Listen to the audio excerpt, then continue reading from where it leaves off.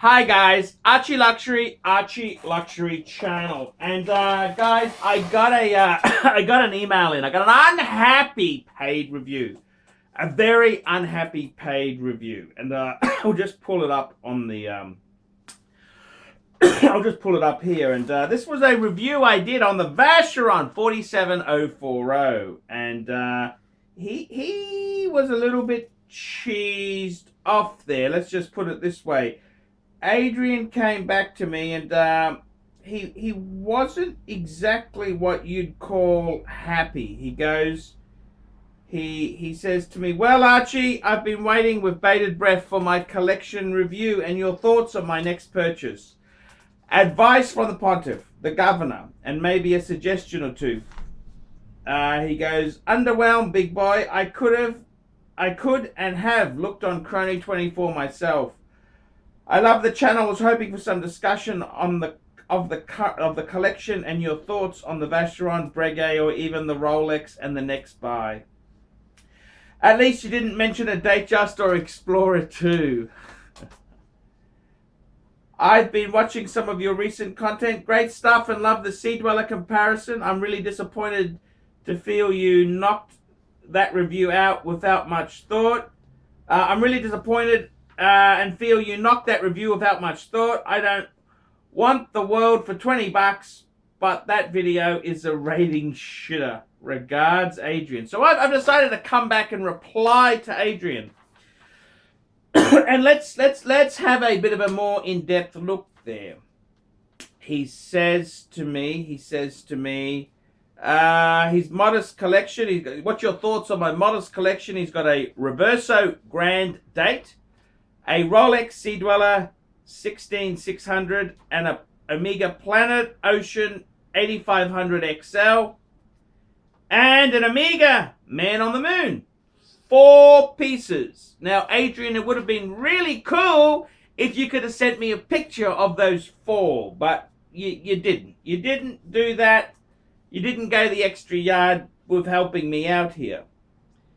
You go on to say, the Reverso and the Planet Ocean get most of the wrist time. I enjoyed the contrast in style and function of both pieces. The Sea Dweller was my first non-shitter and is a keeper. The Man on the Moon is a classic and satisfies my chronograph urges. I would like to add one more piece and thought of Vacheron Constantine Overseas 47040. White face might be the one. Okay. He says that the Vacheron retails used at $7,500 to $8,000 US on the used market. I sent you $20. I'd like to hear your thoughts. Okay, let's open this festering sore. Let's open this festering sore up there. And before I go on, I'd like to offer as an apology. See, my feet, I had some of that Loctite. That's one of the Loctite burns I had at the waste plant. Occasionally it flares up for no reason, and that's the reason my review was crap. So let's have a look at this again. Let's go into this in more detail. I'm gonna have a scotch too. Fuck me dead. Gotta have a scotch. Now, let's have a look at this. I gotta tell you, what do I think? He's got the Reverso Grand Date. That is a cool watch. And to show you no expenses spared, I got my Reverso Grand Date out just for you. Absolutely perfect watch. I mean, this is it's big size. It's hefty, girthy, none of this ultra thin garbage. This is such a cool 8-day power reserve. I reckon it's the ultimate dress. If I had to have one watch, this could very well be it. The Reverso Grand Date. You got one?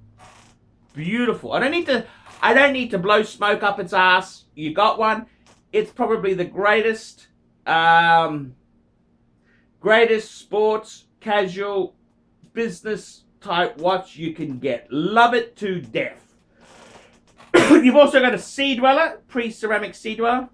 Man, that is fantastic. That is absolutely fantastic. Fantastic. Not a problem at all. That is the ultimate dive watch. Pre-ceramic.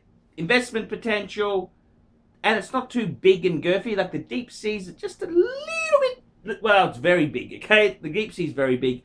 The 40mm Sea Dweller, investment grade piece, that's as good as the Reverso in my opinion. I think they are both perfect pieces. And then you go on, you tell me you've got the Omega Speedmaster, Man on the Moon. Again, absolutely wonderful piece. Excuse me. How could you not love that? That's the ideal chronograph. Absolutely superb. Superb, iconic. Just, you don't need to say any more. It is probably one of the greatest sports chronographs of all time. I'm not a big fan of the Planet Ocean XL. No, not a big fan of that. No, doesn't do much for me. But hey, you've had 3 strikes. You've got to have one dog in there anyhow. Woof, woof. So, well, it's not a... Yeah, it's a dog, okay? It's the dog. Everything else is... You've got 3 stunners. The Omega Planet Ocean. If you like that sort of thing, keep it. If you don't, maybe trading sort of watch there. Now, let's talk about this Vacheron. Okay. This Vacheron, the Overseas, was actually never designed by Gerald Gentry. It's Gerald Gentry style icons, but it was never actually designed by him. But that doesn't take from the fact that it is a pretty cool looking watch. It's very cool. The Vacheron Constantine Overseas is really cool. The only problem is, let's talk honestly here. Okay, Vacheron is a brand mentioned in the same sentence as Patek Philippe and Audemars Piguet. However, the Overseas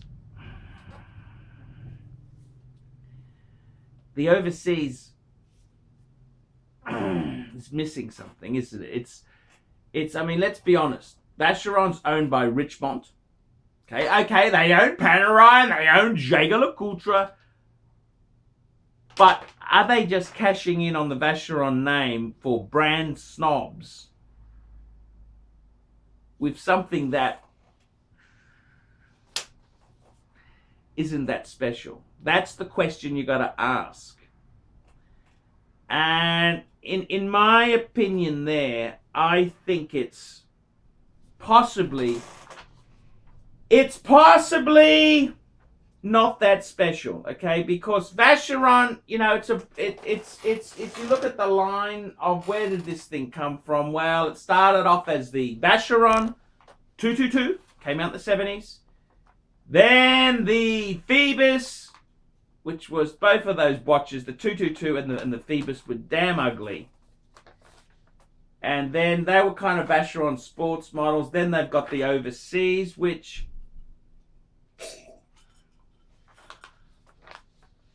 What's to say it's not just... Let's be honest here. What's to say it's not just Richemont putting out a sports watch at a certain price point? That's the question. I mean, let's be honest there. It's a bit like the Breguet Type 20. I mean, that's not the sort of Breguet Napoleon Bonaparte, Winston Churchill would sort of wear. I mean, that's the elite aristocracy, the ruling class.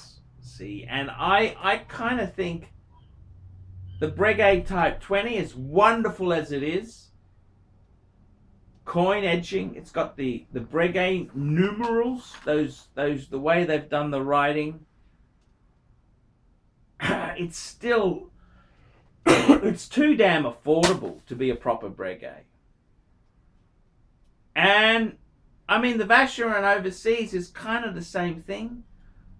I think I got a feeling it's Richemont cashing in on brand snobs. Brand snobs! And I don't think it hits it out of the park. Okay, I'm going to be completely honest with you. Get rid of that stupid Planet Ocean. That's not hitting it out of the park either. That hasn't... I mean, it's a nice enough, cool enough watch, but it's not gonna hit it out of the ballpark, is it? Okay, it's not. Let's be honest. If you like the Vacheron Constantine 47040, the real money, the one to get, well, I'll give you two, is either the Audemars Piguet Royal Oak, that's the 15400, the classic Royal Oak, or the Patek Philippe Nautilus 5711. That is the pieces to get. Those are the ones that pop. They pop. The only problem is they got big ticket price. Very big ticket price. I mean, a 5711, ooh, they're going for over retail on the used market. Audemars Piguet Royal Oak, it's a classier watch, okay? It is a classier watch, but you understand what I'm getting at, okay? The Vacheron 47040 is a pretender, okay? It's not really Vacheron DNA. It's not the Holy Trinity DNA. It's Richmond cashing in on a cash cow. And I mean, that's the sort of watch it is, isn't it? Let's be honest there, okay? It's in line. I mean, it's an attractive watch. I mean, there are a few Vacheron overseas. I've done a lot of homework on the Vacheron. Don't think I just go on Chrono 24 5 minutes before the thing and tell you. They had the Vacheron Constantine overseas, which didn't have, you know how it's got that cut, that cross, that cross. That's the Vacheron symbol. It's got it integrated into the bracelet and also on the bezel. Well, the previous ones didn't have that. Let's be completely honest, okay? It's the same genre. That Vacheron 47040 is the same genre as my Ingenua. Jaeger-LeCoultre inspired, integrated bracelet, porthole type design. Let's be honest there. That ain't a Nautilus 5711, is it? It's not. It's not. The Vacheron is sort of a little bit up. And it's only a little bit up because it's got a Vacheron name on it. Okay, it's got a Vacheron movement. Yes, it does. And this has got an in-house movement too. But you understand, these are Jaeger-LeCoultre inspired type pieces. They're not as true to form as the Audemars Piguet Royal Oak 15202. That's the boutique only, that's the proper one. Or you could go for the 15400. They are true ball breaking watches. I mean, let's be honest there. You got three ball breakers. You got the Jaeger-LeCoultre Reverso Grande. You can't beat that. I don't care what price point. That is just such a cool piece. It's just sexy. You got the Sea Dweller Ultimate Dive Watch. Pre-ceramic. It's vintagey. It's collectible. It's got everything going for it. Can't beat it. Can't beat it. You got an Omega Speedmaster. Man on the moon. Man on the moon. Can't beat that. Ultimate Chronograph. American Icon. It's just superb. You want to keep hitting balls out of the ballpark, it's going to start costing big money. You've got all these ones here. They might be expensive, but they're not in Patek Philippe expensive or AP expensive. And I got to be completely frank and honest with you. Unless you got the coin, the money, the folding stuff, you can pretend to enter the game with an IWC in Ingie. Or you want a little bit more snobbery than this, a little bit more snobbery, get the Vacheron 47040. They are sort of prestigious. They're in the same scope as your Omega Planet Ocean XL. Same league. Would be's if they could be's. Would be's if they could be's. They ain't gonna cut the mustard with Archie. You want to hit the ball out of the park, man, it's going to cost big money. You're going to eventually have to put big bucks in. You can't just keep winning at the roulette wheel through luck. Now, you ruled out the Datejust. Okay, fair enough. That's a bit passé, a bit dated. The sub, well, you've already got the Sea Dweller. You don't need a sub. The GMT. Yeah, the GMT is a good piece. That is a very cool piece. That's a very classic, most classic GMT function watch. I'd probably go, you could go, probably go pre-ceramic, keep it in line with your Sea Dweller. Similar vintage I'd get. The Breguet Type 20's got the same problem as the Vacheron 47040. It's a pretender. They are pretend super luxury watches. They are luxury watches. They are beautiful. I own 2 Breguets and I would like to get another one. Yes, I would. But they aren't the same class of super luxury watch as the solid gold Breguet chronographs. They're not a column, for God's sake. It's not a column wheel chronograph. It's a Cam's chronograph. So, in all complete honesty with you, I'd like to say go for the Vacheron 47040, but me and you both know it's a pretender's super luxury watch. It's a pretend super luxury. It is an awfully fine watch. It is a, you can snoot around the Hour Lounge. That's the exclusive forum on the internet for Vacheron Constantine owners. I was a member. I had the VC 6405. That was my vintage 1960s dress watch that I had. But let's be completely honest with you there. Come on. Come on, work with me, not against me. You know as well as I do that, come on, work with me, not against me. The Vacheron 47040 is a pretend super luxury watch. It is a very good watch. It's a really cool watch, but let's be honest. You're better off putting that money into a Rolex. Okay? I think it'll retain more. It won't have a really nasty, expensive service. And, I mean, look, I bought the IWC Ingy. Yes, that's a poor man's Royal Oak. Okay, that's what it is. It's poor man's Royal Oak. I think the overseas, the Vacheron Overseas 47040, same thing. Poor man's super luxury watch. That's not to say it's a shitter or it's garbage. No, it's still got a lot of presence and it's a great watch. But, come on. It's not in the Nautilus class, is it? It's not in the Patek. It's not in the AP Royal Oak type class, is it? It's like going to a restaurant and you're still hungry. You know, you're just craving for a bit more. And it's the same thing with, you know, you look at Chrysler. Chrysler in the 30s, 40s, 50s, they made very, very good cars. In the 1930s, 20s and 30s, they were considered the American equivalent to Mercedes-Benz.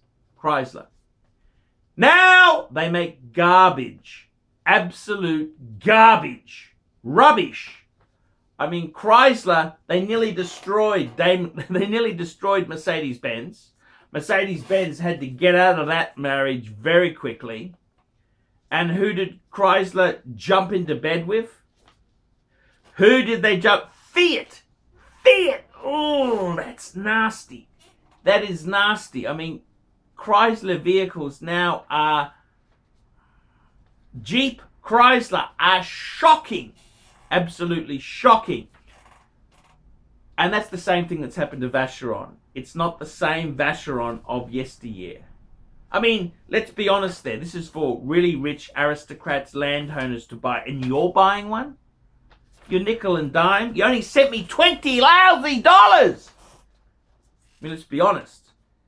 You're not a traditional Vacheron class of buyer, are you? No, I'm not. Try to poke fun. I'm not shaming you. I'm just telling you the truth. And that's the problem. It's not true luxury. And I gotta be honest with you. You wanna hit the ball out of the park, get a Paddock Nautilus 5711 or an Audemars Piguet Royal Oak 15400. That's it. Okay? Now we're talking men. I was trying to be nice, trying to pat it before, trying to be friendly, but it had to be said. It had to be said. You got some great watches there, but I don't think you got the bucks to stump up for what it really takes to keep hitting balls out of the park. And I needed to tell you the truth. I'm Archibald Chesterfield III. Remember, like, subscribe, tell your friends. Paid reviews, look in the description. 10 ways you can keep me full-time on YouTube. Tell me what you guys think of that.